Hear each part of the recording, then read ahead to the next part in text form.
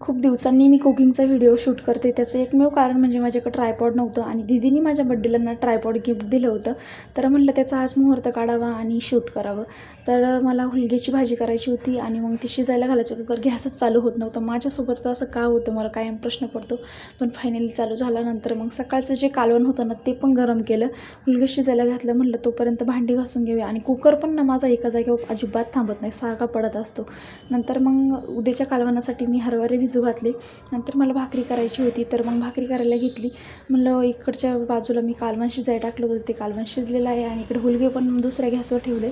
तोपर्यंत भाकरी बनवून घेऊ आणि हुलगेच्या कालवणाबरोबर भाकरीचं कॉम्बिनेशन ना एकच नंबर. हुलग्याच्या कालवणापेक्षा ना हुलग्याचं जे पीठ असतं ना त्याच्यापासून शिंगोळी बनवतात ना ती तर मला खूपच आवडते. आणि चुलीवरच्या भाकरी त्याच्यासोबत आई शपथ एक नंबरच कॉम्बिनेशन. गावाला असलं ना आजीबरोबर बनवते, पण खूप दिवसापासून मी खाल्लीच नाही. आय होप तुम्हाला व्हिडिओ आवडला असेल तर लवकरात लवकर सबस्क्राईब करा.